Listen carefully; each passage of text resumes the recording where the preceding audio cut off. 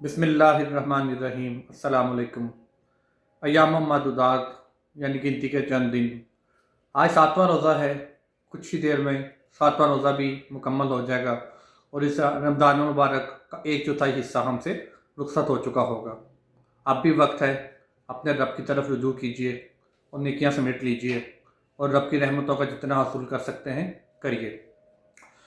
सातवें पारे में इब्तिदाई आयात में अल्लाह रब्बुल इज़्ज़त ने उन अच्छे एसाइए हजरात का जिक्र किया है जो नेक दिल लोग थे, जिनके पास जब अल्लाह का पैगाम पहुंचा तो उन्होंने इसको सच जाना और उस पर ईमान ले आए।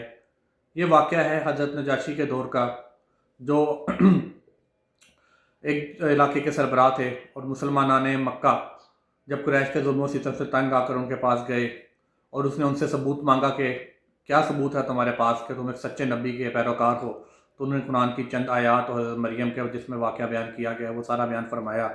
तो वो जान गए कि एक सच्चे नबी के पैरोकार हैं और अल्लाह ने उन पर अपनी रहमत नाज़िल फरमाई और वो नबी पाक सल्लल्लाहु अलैहि वसल्लम ख़ातमुन नबीयीन पर ईमान ले आए।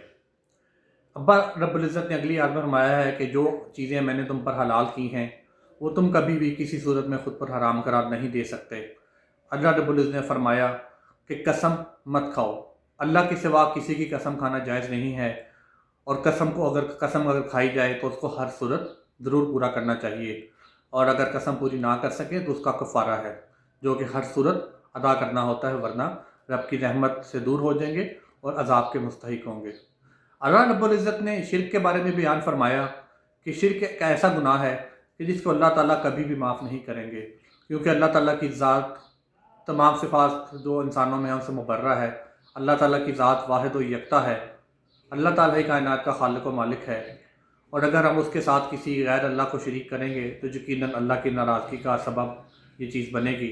और रब्बुल इज़्ज़त जिन्होंने फरमाया कि बेशक मेरा रहम मेरे गुस्से पर गालिब है, अगर उनका गुस्सा उनके रहम पर गालिब आ गया और शिर्क जैसा गुनाह अगर कबीरा किसी ने कर दिया तो अल्लाह ताला उसको कभी भी माफ़ नहीं करेंगे और उसको जहन्नम की अता गहराइयों में हमेशा के लिए रहना पड़ेगा।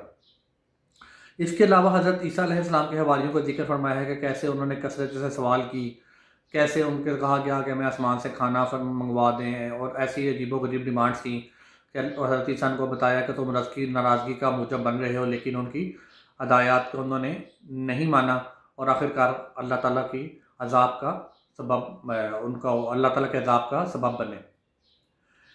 अगली सूरह मुबारक में अल्लाह ताला ने बताया है कि मैं ही कायनात का खालिक हूँ, मैं ही मालिक हूँ, मैं ही यकता हुक्मरान हूँ, मैंने ही सब चीज़ें 6 दिन में पैदा की और मैं ही दुनिया के तमाम मामलात का निगरान हूँ।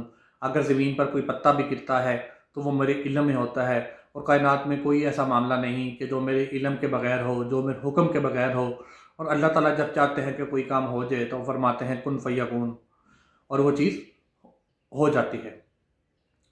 मज़ीद बरं अल्लाह फरमाते हैं कि मेरी कायनात में कोई भी मेरा शिरकतदार नहीं है, तो अगर हम अल्लाह ताला के साथ किसी को शरीक ठहराएंगे तो यकीनन अल्लाह ताला के अज़ाब का मुस्तहिक ठहरेंगे।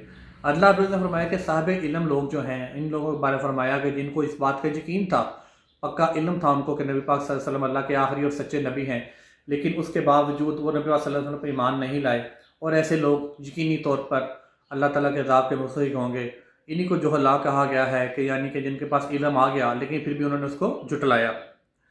कायनात की हर चीज़ अल्लाह ताला की मलकियत है। तमाम पौधे अल्लाह ताला के, जो भी कायनात में चीज़ें हैं अल्लाह ताला के हुक्म से, तमाम चरिंद परिंद अल्लाह ताला की सुबह शाम तस्बीह करते हैं। तमाम पौधे अल्लाह के हुक्म से ज़मीन में बड़े होते हैं और हमारी नेमतों का, फल का, पौधों का और तमाम सब्जियों का, तमाम चीज़ों का हमें मूजब बनते हैं। इल्म की वुसअत अल्लाह की हद तक ही है। अल्लाह ताला ही जानते हैं कि किस इंसान ने कितना जीना है। कोई इंसान नहीं जानता कि वो कब पैदा हुआ, कब पैदा होगा, कब वो मरेगा, ज़मीन के किस हिस्से में मरेगा। लिहाजा जो लोग ऐसी बातें करते हैं वो यकीनन गलत करते हैं। और अल्लाह ताला ने नबी पाक सल्लल्लाहु अलैहि वसल्लम फरमाया कि कोई भी इंसान, माता कि मैं भी, किसी के नफ़ा नुकसान का ज़िम्मेदार नहीं हूँ। अल्लाह ताला के पास तमाम इल्म है और अल्लाह ताला ही तमाम नफ़ा नुकसान का ज़िम्मेदार है। जो कोई अच्छा अमल करेगा वो अपने लिए करेगा और वो अल्लाह ताला की रहमत के सबब ही होगा, लेकिन अगर कोई गुनाह करेगा तो उसका अज़ाब उसी के सर होगा। और अल्लाह ताला ने फरमाया कि कोई भी शख्स नहीं जानता कि आने वाले कल में क्या होगा। लिहाजा इल्म नजूम का जो दावत करते हैं हमें चाहिए कि हम उससे इज्तनाब करें। एक हदीस मुबारक में आया है कि जो शख्स किसी गैब का दावा करने वाले के पास गया और उससे कुछ बात पूछी تو وہ یقیناً 40 دن تک اس کی کوئی بھی نماز اور کوئی بھی عبادت قبول نہیں ہوگی۔ اگلی آیت مبارکہ میں اللہ تعالیٰ نے گالی دینے کے ممانے سے منع فرمایا ہے کہ کسی کو برا بھلا مت کہو، کسی دوسرے کے والدین کو، اور خاص طور پہ کسی غیر مسلم کے مذہب کو، ان کے معبودوں کو برا بھلا مت کہو، بشرطے کہ وہ تمہارے کسی معبود کو برا بھلا کہہ دیں۔ بت پرستی کی مذمت فرمائی، اللہ تعالیٰ نے فرمایا ہے کہ یہ مٹی کے ٹکڑے یا جن کو بھی تم اللہ تعالیٰ کے برابر ٹھہراتے ہو، یہ کسی کام کے نہیں ہیں، یہ تو خود اپنا خیال نہیں رکھ سکتے، تو یہ تمہاری حاجت کیسے سنیں گے۔ اللہ رب العزت ہمیں شرک جیسے کبیرہ گناہوں سے محفوظ رکھے۔ اللہ تعالیٰ ہی کائنات کا اصل حاکم اور مالک ہے، ہمیں اس بات پر پکا دل سے ایمان لانے کی توفیق عطا فرمائے، اور اللہ رب العزت ہم پر اپنی خصوصی رحمت نازل فرمائے۔ آمین۔ السلام علیکم۔